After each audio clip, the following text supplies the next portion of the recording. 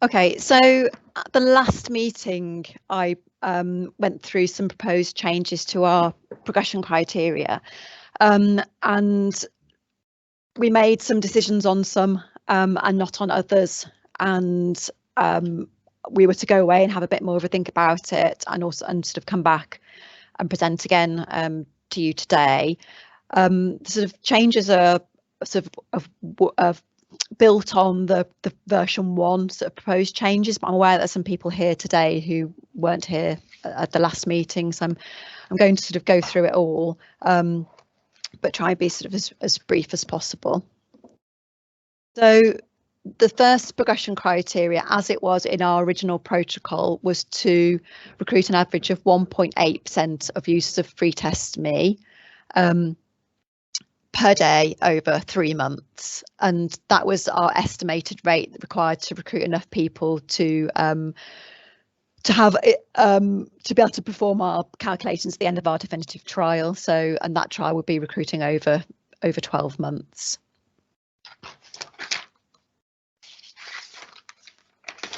Ooh, sorry, just bear with me a second.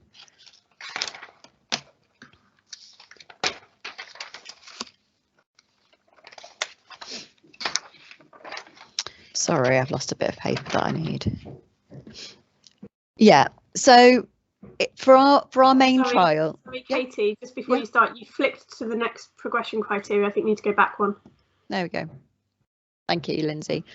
Yeah, so in terms of the effect size, when we wrote the protocol, our primary outcome measure was chlamydia positivity. So the numbers that were positive in the intervention compared to the control group. And I spoke to the champion for the chlamydia screening programme at Public Health England about what he felt would be a clinically meaningful reduction in that level of chlamydia positivity. And we used that to form power calculation to work out the sample size required for the main trial, which was sort of around 3,800 participants. And then we spoke to our partner, Free Test Me, about the number of people who are typically using their service. And then from that, we worked out how many participants per day we would need to recruit from that sampling pool in order to get to our 3,800 odd people over 12 months. And that was 11 people per day, which was 1.8% of that sampling pool. So that's where that figure came from. But as I explained last time, and which is what causes so many kind of headaches in our recruitment, is that trusts were being moved away from Free Test Me service over to the SHUK service, and so that pool was dwindling at Free Test Me. At the same time, we had the COVID pandemic, which meant that trusts were moving more of their business, I suppose, over to online services. So people with uncomplicated cases of STIs are being moved over to providers such as Free Test Me for this testing. So that pool was increasing in size as well. And that's changing all of the time. So part of my proposal last time was that we wait until the actual point at which you make a decision about progression for me to ask Free Test Me what is the size of that pool right now based on the last 12 months worth of data. So I can't tell you what that is now. We need to wait until we get that. Also, we decided at the last meeting, based on some discussions that we'd had in and out of this meeting, that actually chlamydia positivity is a good measure of the success of the intervention, but it's perhaps not as good as cumulative incidence. So positivity is just a moment in time. You test everybody who is positive and who is not positive. Cumulative incidence is over the whole 12 months of our study. Does anyone test positive? So we're gathering this through our surveys. So there's two different measures. With the cumulative incidence being sort of more strict, so criteria, I suppose, more conservative, more difficult to achieve, and probably a better marker of the effectiveness of the intervention. Also, one thing to bear in mind is that this sampling pool that we're drawing from, there's been an assumption made that we'll be able to recruit from that whole sampling pool. But the way of achieving that sampling pool is for me to go to each individual trust that commissions Free Test Me and ask them, if they're happy to take part in the study, and we've done that for the 5 trusts who are taking part in this feasibility study, but obviously we need a lot more for the main trial, and we probably wouldn't be successful in getting all of those trusts on board. So we could be in a situation where, although albeit unlikely, we have 100% of that sampling pool available to us to recruit from, or it could be 80% of that or 50% of that, depending on how those negotiations sort of go. So because of all of this, it's very difficult to sort of say this is the rate that we need to achieve, because there's all these kind of unknown factors. So what I've done is to reflect this, is to change the progression criteria to what we've got here, and then to explain how I'm going to present the data to you at the time of the meeting, and see if that's something that you find acceptable. So the progression criteria, as I'm proposing, will be: the recruitment rate observed in the feasibility trial is sufficient to obtain the sample size required for the definitive RCT. So one thing that we haven't determined as yet, but we will do by that meeting, is exactly what the estimated effect size of the intervention is that we're going to try and detect in our main trial.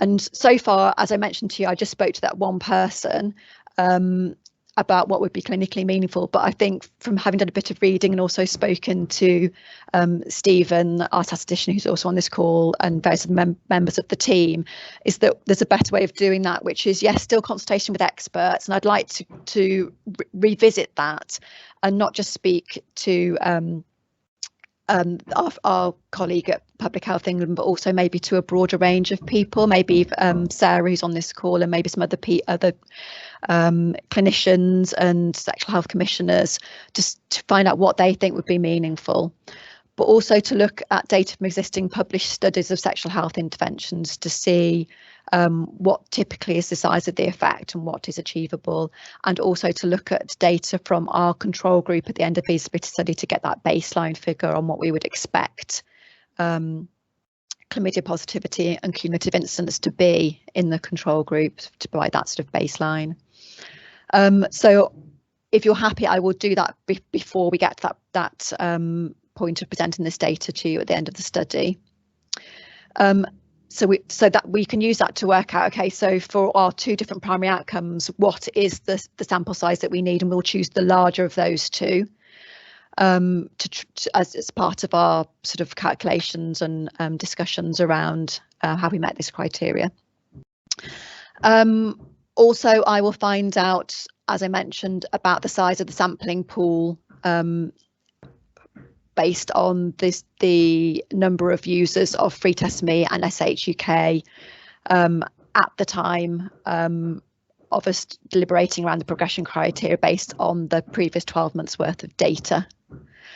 And what I'm going to propose is presenting to you a range of different scenarios. So these will be based on us being able to recruit, let's say, 100% from 100% of the sampling pool. So being successful in getting all of the local authorities on board, and then, for example, being successful in getting 80% of it, and then maybe 50 or 60% of it. And then also recruiting over different lengths of time, so 12 versus 18 months of recruitment.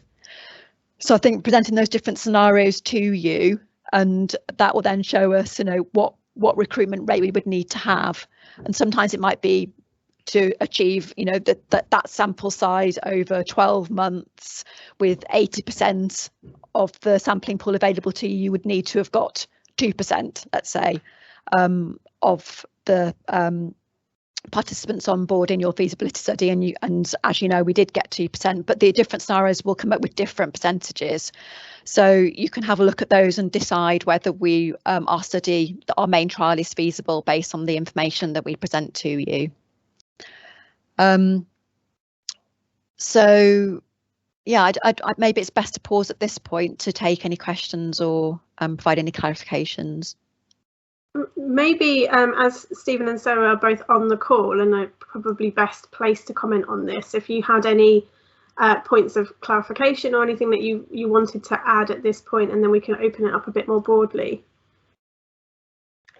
I suppose just one thing about having two primary outcomes is we'll need to split the type 1 error. So instead of having the conventional 5% type 1 error in the main trial, we need to split that across the two outcomes to get 2.5%.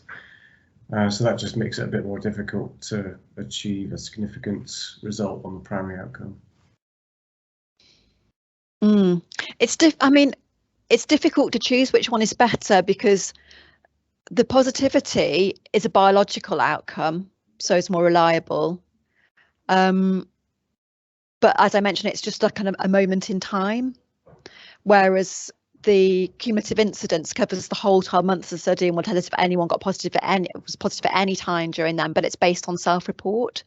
So they're sort, yeah, I mean, we could choose one as being the one to go for, but I don't know which one would be better. Catherine, I see your hand up. I'll come to you in a second. I just wondered in terms of that, because it's a good point that you've got a biological measure versus a self-report measure.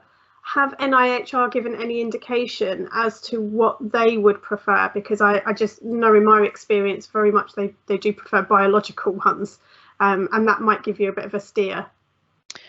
I haven't asked them, Lindsay, because my sort of approach was to, they know that I want to make these changes to the progression criteria, and I've been working on them over subsequent meetings with you. And my plan was to agree and land somewhere with these progression criteria and then take them to them to review and decide upon. So I haven't had discussions with them around it yet. They're just waiting for the decision of this group. I would, in terms of clinically, the cumulative incidence is probably more useful, but I appreciate what you're saying, that the NIHR may prefer the biological. So I think we need to get their take on it. But speaking as a clinician, the cumulative incidence is really what you're going to be interested in. Yeah. And that's really good evidence, actually, that you can kind of take and say, if you can have a bit of PPI and say, well, we've consulted with clinicians, we've consulted with Public Health England, and they're saying that this is going to be a more useful outcome, even if biologically, that's going to be a more objective outcome, and that might help with your discussions and your negotiations with them. Yeah.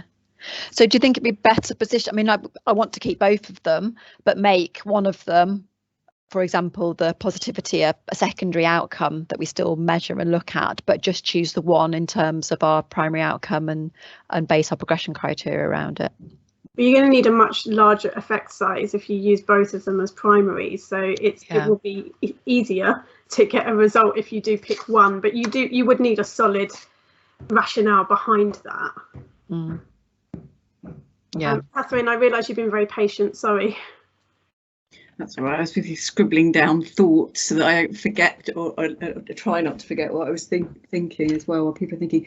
Something that sort of just occurred to me, though, while that bit of discussion was going on, was, and this may be too much of a challenge, but just an idea that occurred to me is, for a main trial, might it be possible to work with people's broader NHS records around the cumulative incidence and actual objective data on participants' positivity throughout that 12 months, so that you actually get the best of both worlds, potentially, cumulative incidence and the objective biological data.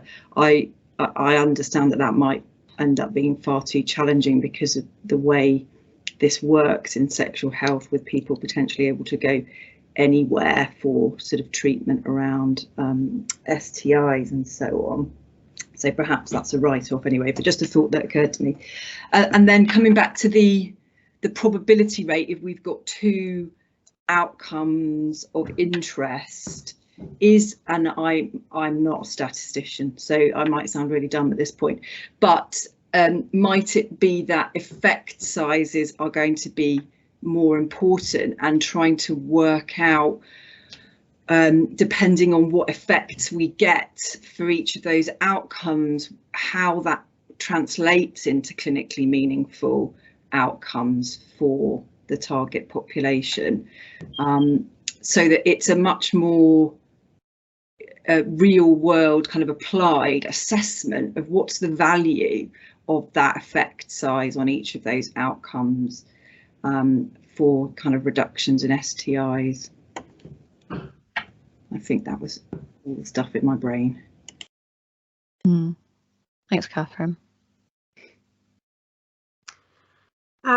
Just seeing in the chat here as well that Nicole was just agreeing that NIHR do very much prefer biological health outcomes.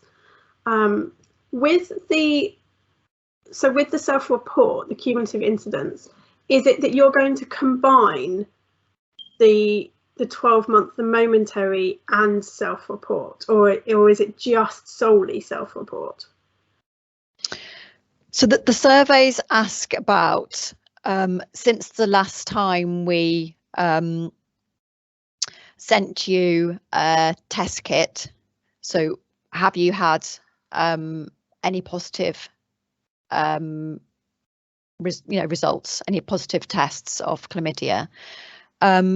So it doesn't, if they haven't completed any of the test kits in between, we've still got that full 12-month picture of whether they have had any cases of chlamydia. But if they have completed it, then we can include that as well, that biological result in that cumulative incidence. So we can manage just with the surveys to get the full picture of the 12 months, but if they have the results as well, we can bring that into play as well. So then I wonder if there's anything in the literature and whether it would be possible for you to do this with your data, although it would depend on your response rate, is to actually look at the concordance between self-report and the biologic. Because so at the moment you've got at 3 months, 91% of people responded to the survey, 72% responded to the test. So you've got 25% of people where you don't have, you're going to rely on their self-report, but in the other 72%, you could check and see whether basically it's accurate in terms of what they're reporting, and then maybe that would just add a bit of gravitas to your argument about having the self-reported incidence rate. Except that we're asking them since that test, so not including the test, if you see what I mean. Have you had any positive results since then? So they're not including that test result when they're self-reporting. Okay. So it doesn't concur, if you see what I mean. So with I think I'm not quite understanding then. So at 12 months they get sent the survey and the test kit. Yeah. So in the survey, what period of time are they being asked about? The 6 months prior to that. So the measure prior to 12 months is at 6 months when they sent a survey, and we asked them at 12 months, since that last survey at 6 months, have you had any positive cases of chlamydia? And then in the 6th month survey, we're asking since at 3 months when we sent you a test kit last time, have you had any cases of chlamydia? Right, okay. So is there anything else that kind of, to me, I think what you're proposing makes sense, is to come with a variety of scenarios to essentially vote on. But is there anything else that you think you need some support with, or some information at this stage to kind of move forward with this proposal? No, I don't think so, except for deciding what the primary outcome is, but I will speak to the funder about that. I think perhaps they could make the decision on that. It sounds as though from the advice of this group that it's going to be the biological one. I think it'd be best to go with that and have, if that's what they want, obviously, best to go with one and to have what they want, and then for the other one to become a secondary outcome, in which case, it wouldn't change this progression criteria, it would stay the same, and I present those different scenarios to you. I feel that's the best way of providing with all the information that you need to make a decision about whether the trial is feasible. Rob, your hand is up. Yeah, apologies. I don't know if it's my end with the internet connection, but I'll do my best to carry on. Firstly, from a public health perspective, you know, the public health outcomes framework is purely based on biological data. So that's the benchmark we go by. So I think we have to just bear that in mind. The other one as well is in a short period of time, I'm just trying to work out how frequently someone will retest, because it depends where you get your kit from. Because I know we have, they may present a sexual health service, so that would be one place, but I don't know if it's the same with Free Test Me, but in some cases, and it's the same with our online provision, is there's a period of time where you cannot reorder a test within a period of time. So potentially 3 months might not be an opportunity to get another kit. I'm just trying to think of other sources. The only other, or possibly, I don't know, and again, I don't know about the locality, but for example, you can go into a pharmacy or a youth service and get a free kit. So there may be other opportunities to pick up a kit, but I don't think it's going to be that frequently. I might be wrong. I don't know what Sarah's views are. The only thing I would say is that in this population, it's quite mobile, so they'll be students, they may be going to other areas where they'll get a kit at university or college, and then they'll get one somewhere else. So I think that's why it is useful to know that. If I was looking at it clinically, I think you have to have a biological, because that's what studies will want. But I do think you need to also be able I think I agree. I think it'd be useful information, but I understand the issues. The other one is are we just asking about chlamydia positivity, or are we asking about STI positivity across the board? Because they might test for something else. We're asking about other things they've tested for, but we're not collecting detailed information on them. Chlamydia is just our main outcome, because that's the most common infection, so it's easiest to pick up. So it's just like the best way we have of detecting whether, from a biological point of view, whether the intervention is successful. I think that's a really good point that you make, though, Rob, that, you know, people might not be testing positive in between our different surveys simply because they can't reorder one in that sort of times. It's not perhaps quite as reflective of their status as we might kind of want it to be, which is another kind of maybe a plus in the box of the biological outcome. But equally, if you look at women in particular, if they're accessing emergency contraception, for example, they're more likely to come in contact with a pharmacist who's going to give them a kit or offer them a kit, because we're trying to encourage that. So there's automatically the balance between male and female is different, because women are probably going to present in places where kits are more freely available. Yeah. That's and also, if I don't know if people are aware, but the criteria for the National Chlamydia Screening Programme has changed. So they're targeting, the priority is women only, and opportunistic, opportunistic testing for females only, and encourage men can still access a kit through a sexual health service. Now that there's no fast rule that you have to stick to that, but equally there will be more push to try and encourage more females to test over the coming months, because that's the indicators that are on the public health outcomes framework will change only to reflect females. Okay, well, that's really important. So again, there will be in Hertfordshire, for example, we still want to encourage everyone, but we will need to do some targeted work at females, because we will be measured against that based on the biological data. Yeah. Okay. Catherine, you had your hand up and then you put it down. Did you want to add anything?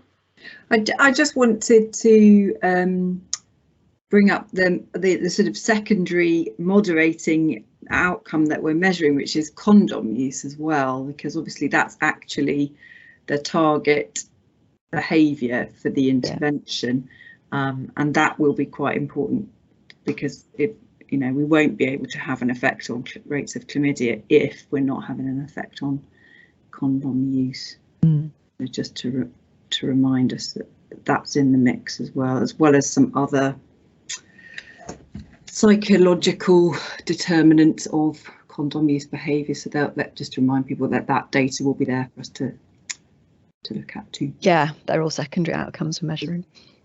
I think that's a key thing, is that if you've tested positive for chlamydia, you know, if you're not using condoms after that's an issue. I think that's a, you know, based on the actual scheme itself. I think you're right. We mustn't lose sight of the actual condom use and uptake and consistency of that. Mm-hmm. Yeah, I mean, that is really important, and that I suspect will come out through your publications. Doing work personally in behaviour change, I know very much that NIHR don't really care about the behaviour, they care about the outcome. So they definitely are going to want the outcomes in terms of testing. It's just deciding whether, because it seems there's going to be swings and roundabouts, aren't there? Because the biological seems to be, it's going to be more acceptable to the funders and to the, you know, the local commissioning groups, but you're going to have a lower response rate for it, which means you're going to have to recruit more people to get that result. So I think, as you say, presenting those options and what the different rates are will be really helpful. And I wonder if, as part of those discussions, would it be possible to just start to talk to the other local authorities, because where you've got 100% who are taking part at the moment, that's really fantastic. But as you say, that's probably not going to be feasible. But no. If you've got some preliminary idea of how many might be interested, or some of the reasons, what some of the barriers, then that might help when you're presenting that, to see you know, what the likelihood is. Is it likely to be 50%? Is it likely to be 80%? And then that will also inform the discussions. Mm-hmm. So ahead of the meeting with this committee, where we make a decision about the progression criteria, to already have spoken to a few trusts to see if they would be interested in taking part, just in theory, to give us a bit of a feel for that. Is that what you mean? Yeah. Yeah. Okay. Okay, if everyone's happy with this one, then I think that sounds like the plan then, is if before that meeting they just have a few of those different scenarios, I suppose make a decision in terms of what your primary outcome is going to be, or whether it's going to be a joint primary outcome, and then we can make a decision in terms of progression as to whether that's been hit. Yeah. Okay, if everyone is happy with that one, we can move forward. Katie, I'm not sure how many you've got. Would it be worth just taking a 5-minute comfort break, or do you think that it's better to move forward? Yeah, no, a 5-minute break would be good. Yeah, so if we come back, it's just 10:59. So if we just come back at kind of 11:05. Yeah, lovely. Great. Thank you.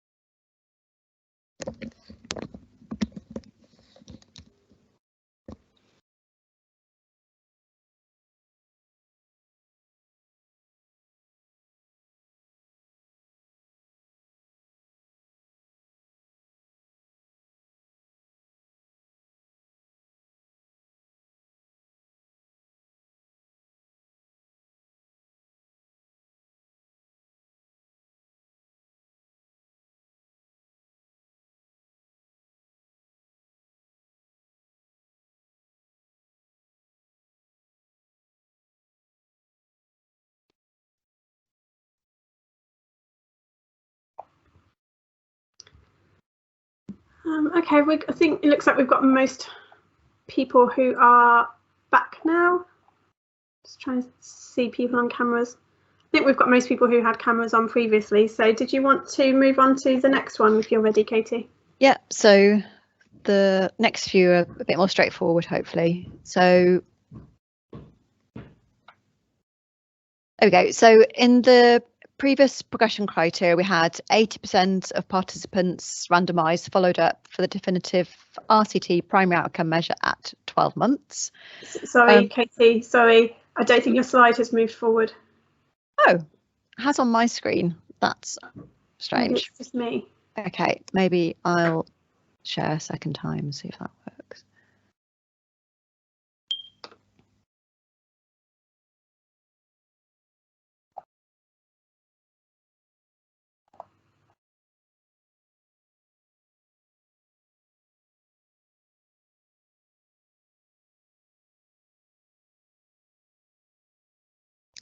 Is that now on criteria 2? Yes. Okay. Yeah, so the prior criteria in the original protocol was 80% of participants randomised, followed up for the definitive RCT primary outcome measure at 12 months.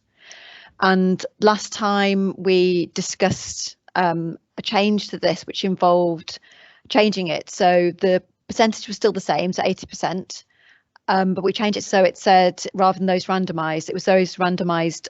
Oh, heavens. I'm just going to leave it on.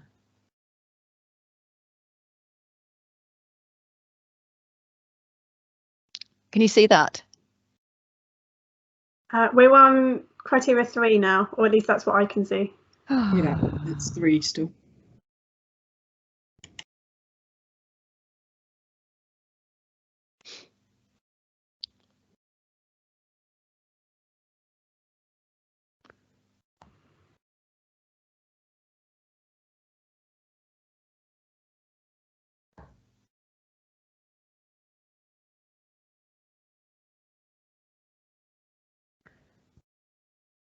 Okay, hopefully it won't auto progress like it did last time.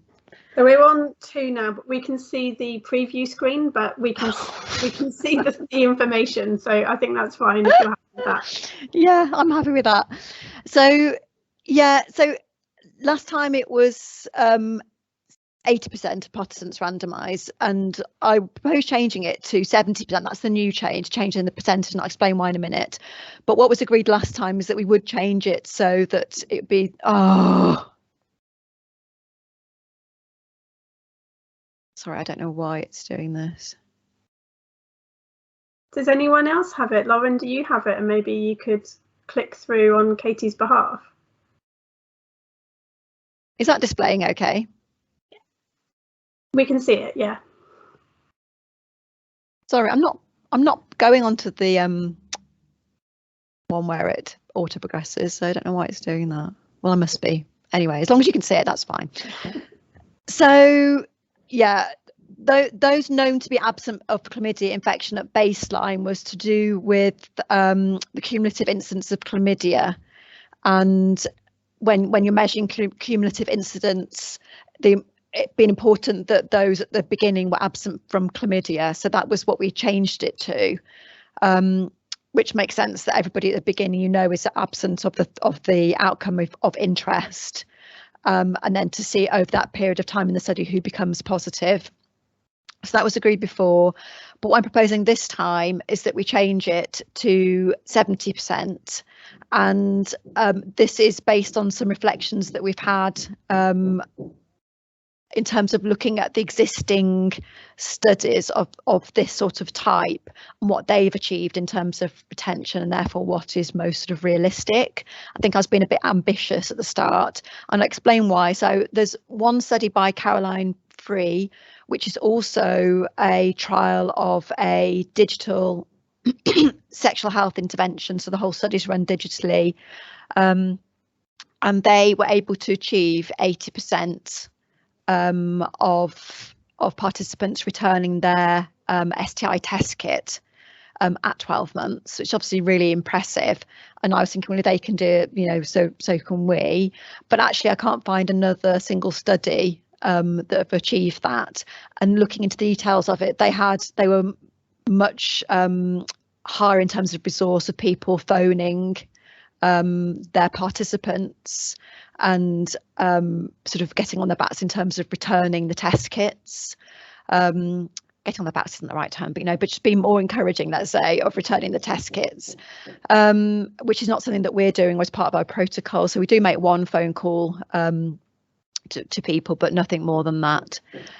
So yeah, so that came from there, and we've had a look since. Lauren's done a bit of work looking at other reviews, and there's the review by Caroline Free, where she had 8% of the biological sample returned at 12 months, 82% returned the survey. There's another similar trial, again, digital sexual health, by Julia Bailey, and they got their endpoint was 3 months. They got 70% return the M3 and 75% return the chlamydia sample, so also really good.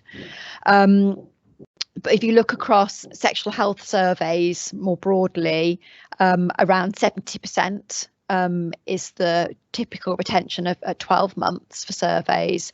And also in terms of digital studies, so not sexual health ones, where it's known to be more difficult to retain people because you're not having that sort of more personal contact, it's more like about 50% retention for surveys at 12 months. So yeah, there's a couple of obviously outstanding pieces of work where they've reached around the 80% or 70% mark. But I'm just wondering, all in all, whether 70% is more realistic across both the, well, this is for our primary outcome measure. Obviously, we haven't firmly decided on that, but I think both for the test kit and for the survey, 70% feels more, still quite ambitious, but feels more reasonable. I'm aware, though, that we're obviously, it's difficult to make changes to the criteria when you already part through the study and you've got some retention data, but I'm just trying to be realistic about what we might achieve and not trying to sort of put a nail in the coffin of a study that might actually be quite successful by being too ambitious at the start, I suppose. So yeah, keen for some feedback, thoughts on that. Does anyone have any comments or questions at this stage? I definitely think 70% is more reasonable. I think that's still quite ambitious, if I'm honest. But, yeah. But 70% better than 80%. Yeah. Can I come to Catherine first and then Nicole? Is the plan, because obviously I'm just mindful of how it looks when you kind of change a protocol partway through the study, when you've got the sort of data, is the plan to kind of clearly set out in the protocol the change to the progression criteria, so that's quite publicly expressed, with obviously the justification for doing it, perhaps based on that data that's, and I know Lauren's produced a beautiful spreadsheet where all of that is captured as well, so thanks to Lauren for doing that. In terms of the funders, they publish all the protocols, don't they? All the changes in between. I don't know if they publish the rationale for changing them. I could ask about that, or if they don't make it clear within the protocol itself about that being a change from version 1 and why that changed. Maybe in an appendix or something like that. I could do that. Yeah, it could be put as supplemental. And I'm just thinking as well, because I know you want to submit the protocol, like a protocols paper, don't you, to GIMA protocols. And I'm just wondering if, just in the sort of, the kind of open science sort of philosophy around this, to just have that reflected somehow. But you could have a lovely table even that helps to justify the decision. I mean, in the published version, I could refer to the protocols on the NIHR site to show those sort of changes. I was keen for the published protocol to reflect these change progression criteria, so that I didn't have to, in the paper reporting on the results of the study, have to explain the changes within that, because obviously it's going to get messy and take up word count having to do that. I just wanted to get the final ones in here. But I agree with you that from a transparent, good research perspective, it's good to be open and clear about those changes as we've gone along. Okay, thanks. Nicole, sorry, go. Yeah. All I was going to say is, because obviously this is a feasibility study, and the point of this is to be able to make changes to your final protocol, your definitive protocol that you're, defining for an RCT. Am I getting? Yeah. So I also agree that I think 70% is a very ambitious. Why couldn't you go slightly lower and, for example, at 60%, and then be able to overachieve that? Because this is a progression criteria. So, if you still think 60 is good, then go for 60, because it just means that then you are able to continue on. You've met your 60. So it should be at the lowest level that you feel would be good enough to be able to continue. So I would, I mean, maybe others agree, I'm not sure. Or what do you think? I suppose in any study you don't want to have too many people dropping out, do you? Because it's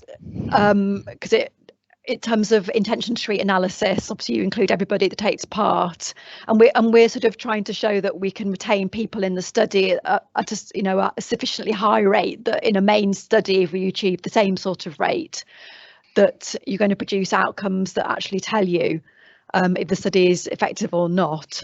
But I don't know if there's any particular benchmark in that. I mean, I think 80% is supposed to be good, isn't it? And what you should aim for.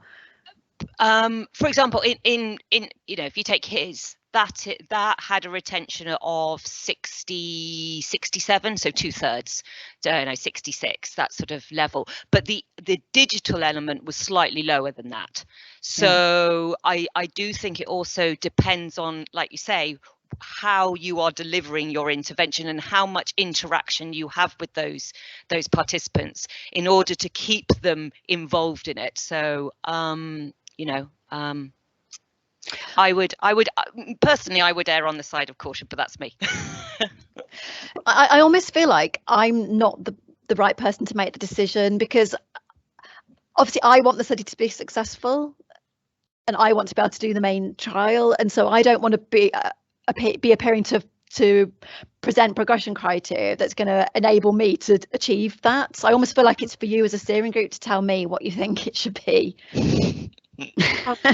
Okay, I think it should be nearer 60. Okay, thanks, Nicole. Stephen, I think that it'd be a good time for you to come in here. Yeah, no, just to say, I think, ideally progression criteria should be quite stringent, but also they don't all have to be met to proceed with the main trial. If most of them are met, then that's probably okay if you can make some amendments to the protocol plan to accommodate the one that's not delivered. Yeah. I suppose with this one, this will affect your sample size though, of course, won't it? Yeah. So, I mean, but all you're doing that when you're then writing for the full funding is you'll be asking for the funding for extra participants who may not go all the way through. So in fact, what it'll impact on also is what costings you're asking for. Mm-hmm. I think that's an important point, Nicole, and also thinking further down the line about implementation is if you put all of those intensive resources into following people up, as you said in the other study, that's not going to happen if you find that this is an effective intervention and you try and implement that into a service. So I think I would err more in terms of what's more realistic in terms of implementation, and then, as Nicole says, use that in the next funding application to say, well, actually it just means we're going to have to recruit more people for the main trial, and therefore you might need more time or you might need more resources or whatever in order to do that. Yeah. Okay. So what did you want from today? Did you want an agreement? Well, actually we can't, because we're not caught, are we? But if we just clarify what you wanted from today. Well, we're not. No, we haven't reached quorum, but we're only one member off that. So I feel like if the people who are here can agree the progression criteria, then I only need to get one other person who's not here afterwards to watch back the video and agree it. So it'd be good if people who are here could just say whether they're happy or not, and also decide on that percentage figure. Okay, so I think there's two things there, and there might be slight differences in opinion on those. So first of all, if we can take a bit of a vote in terms of just changing the current criteria of 80%, and whether people think that is something that should be done and they agree with that. So not talking about what the percentage should be, but just would it be reasonable to change the 80%. So if you are in agreement, if you could perhaps use the raise your hand function, and we can just, Lauren can just take a count of that.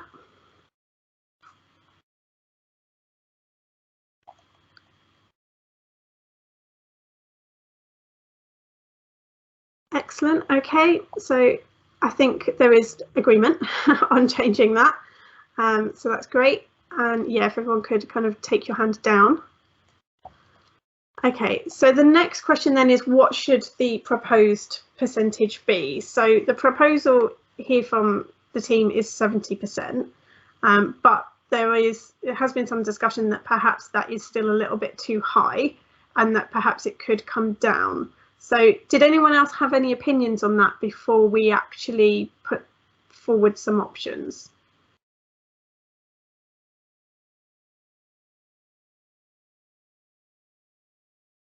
Okay, so in terms of maybe if we just clarify, Katie, so you've got the 70%, which was from the reviews. Yeah. So was that kind of an average? Was that the highest? Was that the lowest? It's kind of an average. An average. But does include the exceptionally good ones as well. But yeah, I mean, I think 70%, yeah, it's on the higher side of the average, let's say. Because if we look at so at the moment you've got 70% for the 3 months, or you're at 72.3% for the 3 months. So I think it would probably be reasonable to think that would go down at 12 months. So Nicole did propose 60%. So would that be something that as the team you would be interested in pursuing? Yeah. Were you coming in there, Nicole?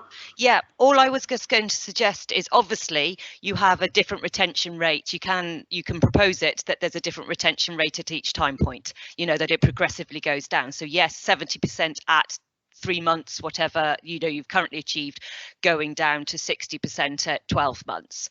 But obviously it's when your progression criteria is then looked at. What is it, when's that looked at in your study? So what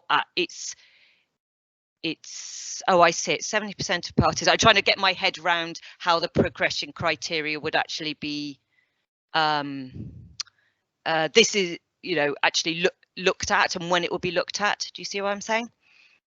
Yeah, so we're looking at just the data at 12 months, and it will be reviewed after that 12-month time point to see whether we've hit it or not. Okay. And there's a survey and test kit sent at 12 months. So I think Nicole's point earlier is quite an important one, in that it is a threshold. So if you go above that, that's great. It's not something it's not a target to try and hit in terms of going lower. Yeah. So we could recommend 60%, or maybe 2/3, 66%, with the intention is that you would get above that. Mm-hmm. Yeah.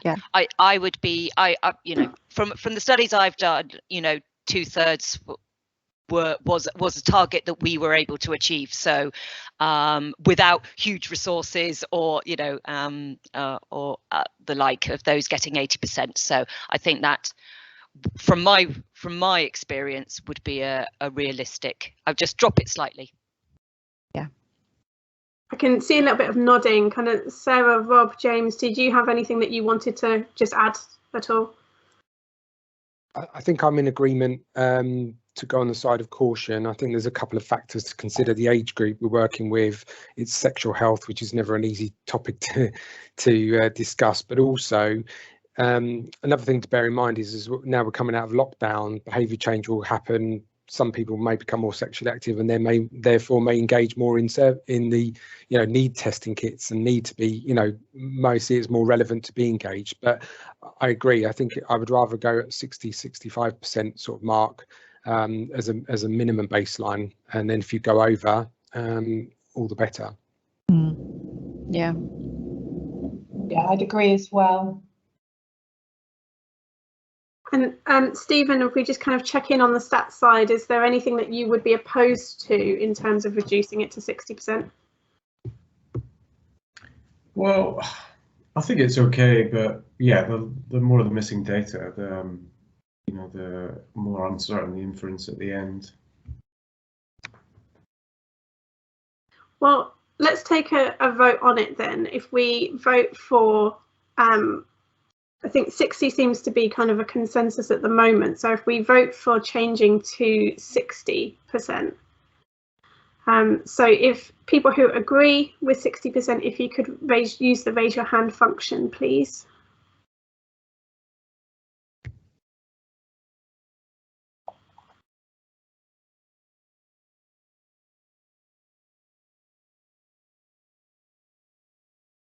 Okay, so just give Lauren a chance to make a note. Okay, so because we're not corporate, we can't actually make a decision, but what the proposal is that Katie will kind of bundle together this part of the meeting, and I will send that to the people who sent their apologies and weren't able to attend, and ask them to vote separately, and then we will send a summary of the result of that after this meeting. And the plan is that will happen very quickly, so hopefully within the next week or so that we can get that done. Okay, were we happy with that for criteria 2, Katie? Yes, thank you, Lindsay. Okay, so 3. We agreed this one last time, there's no changes, but we weren't at quorum last time. But there's several people here who weren't here last time, so if they are happy, then I think we can approve this one. So previously, its mean deprivation score of the final sample was within 10 percentage points of that of users of free test me in each of the 4 areas. And the reason for wanting to make the change was really because we couldn't calculate a mean deprivation score for our sampling pool, because they just work with quintiles. So they're able to give us the distribution of quintiles for their sampling pool that we recruited from, and then we did the same. So so when we're comparing our current sample with the or our final sample rather with those of the sampling pool, we're working on a quintile basis. And in terms of sort of making a decision about how sort of similar those 2 groups are, I think it was Stephen who suggested looking at confidence intervals, so just checking that they overlap, so we can sort of make a best guess that they're similar. So the proposed change is index of multiple deprivation quintile distribution for the final sample is comparable to that of individuals in the sampling pool, based on assessment of the confidence intervals for the proportions in each quintile for both groups.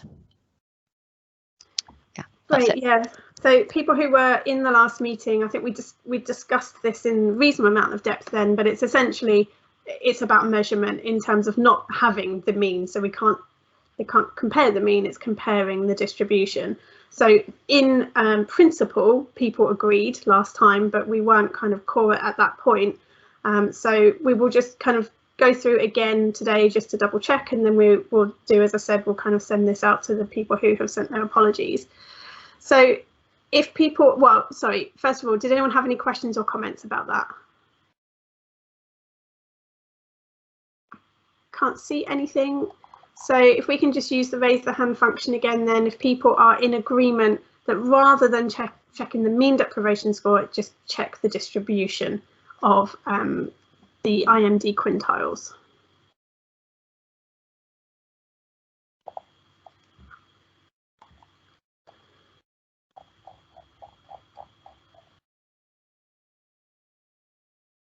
Okay, just give Lauren a second to be able to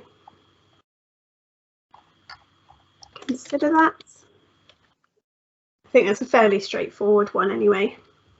Yeah. Shall I move on? Yeah. Thank you. And then our final one, just made a slight change to this one. Before it was absence of serious or frequent adverse events would allow us to progress. Just changed it slightly. It's just a wording thing really, but I think it sounds better this way. So adverse events are judged as insufficiently frequent and or serious to cause concern. And it's just because previously it sort of sounds almost like with the word absence that any sort of event would be sort of catastrophic, whereas actually it's a bit more subjective, and we'll just look at the different types of events like I presented to you today so far, and whether anything causes concern amongst the group and makes you feel like we shouldn't continue. Yeah, just a slight wording change. Yeah, and I think that makes sense because the adverse events, which thank you very much, have been kind of sent through to everybody. It needs to be, they're not things that would require the trial to stop, and you know, HRA have also agreed that they are not things that would require. So I think the wording definitely makes sense. Catherine, you've got a hand up. Is that a legacy hand, or did you have something? No, I wanted to just say that I think the it should be sufficiently infrequent rather than insufficiently frequent as the phraseology.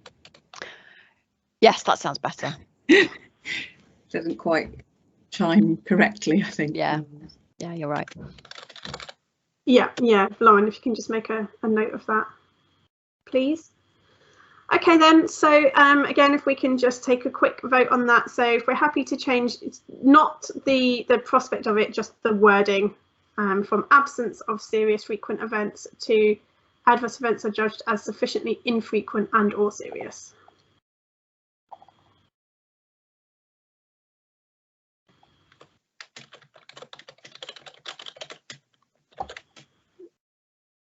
Perfect. Okay, so I think everyone is happy with that. Was that the last one then, Katie? Yes, that's the last one. Perfect. Thank you very much, everybody. So I think we can move on to the next point then, which is any other business. So at the moment it's got future meetings and an ethics amendment. Was there, maybe if I ask at this point, just so that we can kind of manage time, was there any other business that anybody wanted to raise? Lauren was just going to find out that information. Did you do that about Yes. the people who withdrew? Yes, so we've got only one overlap. I will say there's a question mark over this participant. I think Katie will probably know who I'm talking about. Yeah. Yeah, this is a complex person. I don't know what to say. We're not sure how, if this person is already participating as someone else. There's a lot of safeguarding issues involved. Yeah, I think it's best not to say too much really. Yeah. But yeah, this particular participant, yeah, she's been made aware to us by the trust because she's got some serious safeguarding issues around her with lots of multiple addresses. And we think taking part as more than one person, that sort of thing. And so she's withdrawn as one of the people that we think she's at the moment only taking part as one person, but the other person that she tried to take part as, she's since withdrawn. You see what I mean? And it was her, was it that person that reported a serious adverse event then? To do with someone finding out that she was testing. That's correct. Yeah. Yes, correct. Yeah. Okay, so that sounds like it's an anomaly anyway. But yeah. So there isn't any other overlap then that you might want to consider? Nope, no other overlaps. Okay, that's good. And then, so there's a point on there about ethics amendment. Yeah, so we've got 230 people in the study, and we can order test kits in sort of batches, large batches, and we ordered 250. So we had 20 spares at the start of the study, and occasionally we have people who haven't returned their test kits, and so we send reminders, and Lauren eventually gives one phone call, and sometimes they say they haven't received it, or they've lost it, or something like that. And so depending on sort of how engaged with the study so far they've been, we will send them another one if we think they're going to return it. But we're trying our best to kind of conserve those spares because we haven't got very many. And we sort of allow sort of 10 for each different time point, and we've sort of got through most, if not all, of our spares for month 3, and we want to conserve the rest for month 12. What we're proposing is that we've got a handful of participants who, beyond completing the baseline survey and us randomising them, they haven't engaged at all. So they haven't done the M3 survey, the M3 test kit. I think some of them haven't completed the M6 they've been sent either. And so what we're sort of proposing is that everybody in the study is assumed to be a participant unless they withdraw. So we keep sending them the surveys, keep sending them the test kits. But at month 12, when we get to that time point, and we wanted to conserve as many of these test kits as possible to send to people who are engaged and will return them, that those people who haven't engaged in the study so far beyond just completing the baseline survey, that we contact them and ask, if we send you the test kit, are you going to complete it? Otherwise, not send it to them, just so that we can keep those spares back and use them for people who we think, who have genuinely lost them or haven't received it in the post. And we've had a few of those, because we can't order another batch of 250. We haven't got the budget for doing that. So that's what I wanted to propose, and we would go to our ethics, HRA, on our institutional ethics to get that approved, but it was just to get the thoughts on the steering group of that before we went ahead. Could I maybe call on Stephen first, if you have any opinions on that, in terms of the 12, that's your outcome really, isn't it? Is your 12-month test. So if you're making decisions as the researcher in terms of potential missing data or influencing the retention rate, how that might then impact on the analysis?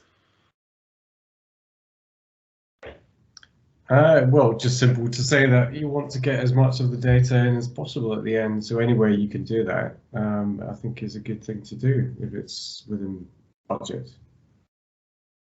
I suppose it's making a choice between people that we think are really unlikely to actually return the test kit, and people. It's frustrating because we've had that situation at this time point where people are, I've lost my kit, or in fact sometimes I send it back and they haven't completed the form correctly, but we can't send them another one even though they're really keen to do it, and choosing not to send it to them and send it to somebody that we know is not going to, or very unlikely to actually return it because they haven't engaged at all so far. And we're going to get to that point, but perhaps even more so at 12 months because we've got a whole 12 months worth, we've got M6 to go on as well. These people haven't engaged at all, so are unlikely to. Is there, sorry, Stephen, go ahead. No, don't, just, it's difficult to disentangle that, I think, because it's working in subtle ways and slightly unknown ways as well. I mean, in a main trial, we wouldn't do that. We just order more test kits so that we have plenty of spares. It's really just for this feasibility study. And I guess you've got a bit of data that you can then put into the main trial in terms of how many extras you will need. Yeah, exactly. For all of these scenarios of them being lost or lost in the post or whatever. Yeah. I wonder if there is a way, and if there's anyone who would have any recommendations of how you're proposing to ask people, because I think just asking outright, are you going to do this or not, is not necessarily going to be the best way to get a true outcome. But if there's maybe some way of saying, you need to click on this link to get your test, just that's another, if they're just ignoring your emails, then they won't get to the point of clicking on that link or something like that. Catherine, did you want to come in at this point? Yeah, just if I mean, obviously some of these people, if they've not engaged anyway, they probably won't take any notice of your attempt to contact them and ask them if they intend to send the test kit back or not. But if you did manage to get hold of them, just simply asking that question and getting them to confirm that yes, and if the response is yes, I will return the test kit, that will that's like a behaviour change intervention, because you're getting them to make a commitment to doing something that they wouldn't have otherwise made. So that is likely to influence their behaviour. I don't know, it's whirring around in my head the extent to which that then, do you see what I mean? It's like they're getting a bit of intervention component via that phone call that that wasn't kind of planned for. But it might be a moot point, given that I would imagine the vast majority of the people in this category will ignore a phone call from you and ignore any emails on it as well. I'm thinking aloud a little bit. It is in our protocol that we will make contact with people via email at certain time points. All the people that have got to this 12 months and not engaged will have had phone call, at M3, M6 from Lauren about the test kit and about the survey, and they will have not, answered, not done anything when she's left a message, not replied to the email. They've had lots of opportunities sort of to do that, and we won't be phoning them M12. We'll just be sending them an email, which is quite common within our, study. And I would word it carefully, perhaps not exactly as I put it in this meeting, but it would just be sort of like, unless you reply to us, we'll assume that you no longer want to take part and we won't be sending the test kit. But I'll word it better. Let's bring in Nicole and then Rob. Thank you. All I was going to say is when we've had this, we send them, we use text messaging as well, but we have a Qualtrics link where they go to and they actually input their data, or they fill out, a very short form to say that they wish to continue. For our purposes, they fill out almost like a booking form to get themselves an STI kit. So that is how we know whether they still actually want to be engaged or not. So yeah, like you said, send them a short link. If you wish to receive your kit, please click here. So that's easily done, isn't it? Yeah, very easy. And obviously those that do respond, off their, they get their kit. Yeah. Okay. Thank you. Yeah, just following on from that, I think that makes absolute sense. I think there's a couple of things also to factor in. Is if you're not sexually active for the last 6 months, why would you want to test anyway? Could be an influencing factor. And we know from the test that we do, disengagement does happen, and then usually the determining factor to get a test is that you've had unprotected sex, and that's why you need to do it. So again, over a period of 12 months, that's going to be changing constantly. Therefore, those who are engaged and come to you and say, I've lost it, can I have another one? I'm guessing the likelihood is they're going to be still sexually active, and therefore I would prioritise them to give them a kit over those who you've just not heard from. Yeah, thanks. I think one thing we've definitely learned from this study is that we need to make it clearer to our participants that completing the test kits is a research outcome measure, and so it doesn't matter whether they're sexually active or not. We just want them to complete it, because Lauren did speak to somebody quite recently who hadn't returned it, and they said, I haven't had sex, so I haven't. That's why I haven't done it. Yeah, from the emergency contraception we give out, 50% of women who say that they've not used any form of contraception won't take a chlamydia test because they've not changed sexual partner. Actually, that was the reason, wasn't it, Lauren, that they got the one steady partner? Yes, they've got the one steady partner, but yeah, that could have been, how do they define partner? Is that 2 weeks, 3 months? But also we don't know what their partner's doing. So I think I totally agree with you. I still think they should take the test, and it's something we definitely want to try and encourage with young women, is giving them a kit regardless of whether or not they've changed partner or not, because it'd be really good for them to do it. So I definitely, where there's engagement, keep going. Yeah, I think that's quite important, is is explaining that this is part of the study. Yeah. And also explaining, you know, even if you haven't had sex or if you haven't changed partners, this is still an important outcome for the study, because it's exactly that. People think, well, if I haven't done it, the result isn't going to change. Not understanding how research works in terms of we still need that data. Yeah. So perhaps trying to communicate, and that's where your PPI group could come in and think about how best to communicate that in a way that is going to come across not in a kind of nagging paternalistic way, but just in a, you know, you're in this, you've agreed to participate in this, and it's really useful, and it's to try and help others, so that's why we need to have this data. Okay. Well, I think we'll give that some thought and speak to our PPI group, and if they're in agreement, put a slip of paper in with the test kit at 12 months that explains that, and we can apply for ethics for that at the same time we go for the other changes. I mean, if you're going to ethics anyway, what we've learnt to do with our studies when they're long-term ones is maybe just have a little bit of a newsletter that gives a bit of an update of the study and what the outcomes are, in terms of not what your results are, but just what you've been doing, and the retention rate, just to it helps people to think that they're taking part in something, they're contributing, and it can just boost your retention rates a little bit. Yeah, we've actually got that. We just put together our latest one, haven't we? Yeah. Just thinking about normative messages, they're known to be quite persuasive, aren't they? If you think everybody else is completing measures at a high rate, that might have an influence on a few more people to complete measures or what have you, test kits than might otherwise have done. So it might be from that perspective. Yeah, we did really highlight that in the last newsletter, trying to make everybody feel part of a group that were working together to achieve something. So hopefully it had that effect. But I think a slip of paper in with the final test kit might be a good idea. Even if you have anything from your interviews or even from your PPI group, you know, a little quote that says, you know, I didn't realise how important it was, but it only takes 5 minutes to do the test, and pop it in the post. You know, just something, again, it's that kind of normative message, isn't it? Yeah. Okay, I think we'll definitely apply for that then.